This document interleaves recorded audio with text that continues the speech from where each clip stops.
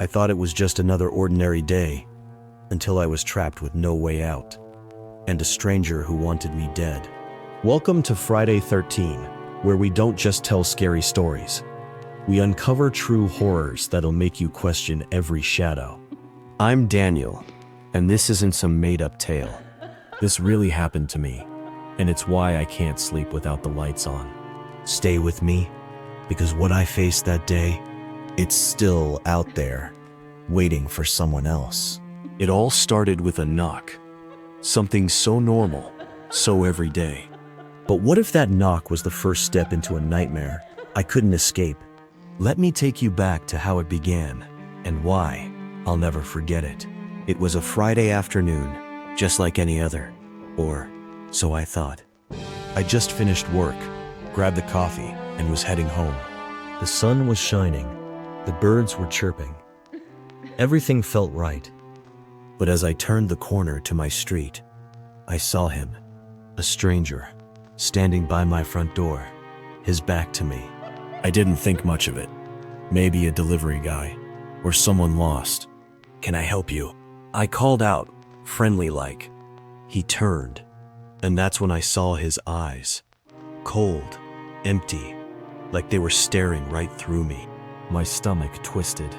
Ever had that feeling where you know something's wrong, but you can't put your finger on it? That's how it felt. Before I could react, he lunged, grabbed my arm, hard back.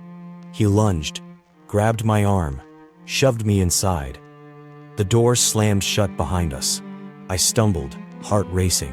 "What the hell?" I shouted. He didn't answer, just pushed me down the basement stairs. I hit the floor hard, the wind knocked out of me. The door above clicked shut, locking me in. I was trapped, alone, or so I thought.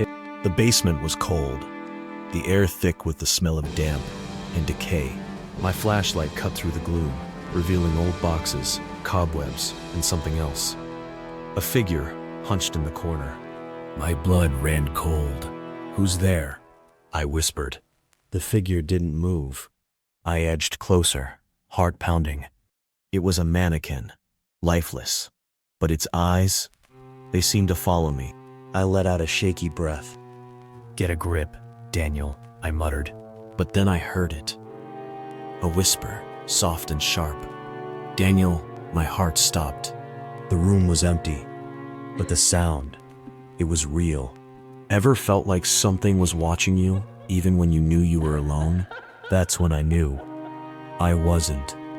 I spun around, flashlight trembling. The whisper came again. "You can't leave." My pulse raced.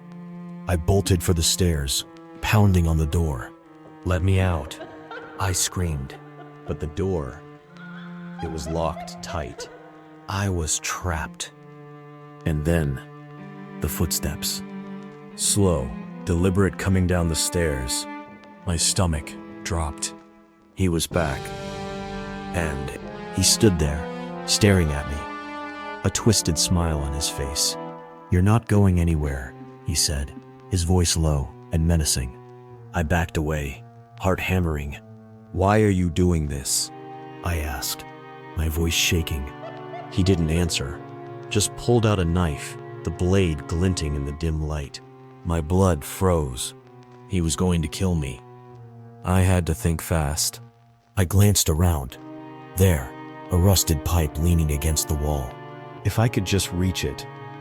But he was watching, waiting. Ever felt like your life was hanging by a thread? That's where I was, trapped with a psychopath, and no way out. I lunged for the pipe, but he was faster. He lunged for the pipe, but he was faster. He grabbed me, slammed me against the wall, the knife pressed against my throat. "Don't move," he hissed. My mind raced. I had to do something, anything. I remembered the mannequin. If I could just... I shoved him, hard. He stumbled back, and I bolted for the stairs. But the door, it was still locked. I pounded on it, screaming for help. The stranger laughed, a cold, empty sound. "No one's coming," he said. "It's just you and me."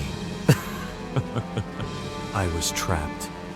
The stranger crept closer, his eyes gleaming with malice. My heart pounded so hard I thought it'd burst. Then, I saw it. A small window, high on the wall, barely big enough to squeeze through. It was my only chance. I waited until he was close, then kicked him. Hard. He staggered, and I sprinted for the window. I grabbed a crate, climbed up, and smashed the glass with my elbow. Shards rained down, cutting my skin. But I didn't care. I hauled myself through, the stranger's hands grabbing at my legs. I kicked free, tumbling onto the grass outside. I ran, didn't look back, until I was safe, gasping in the dark. That was a year ago. The police never found him.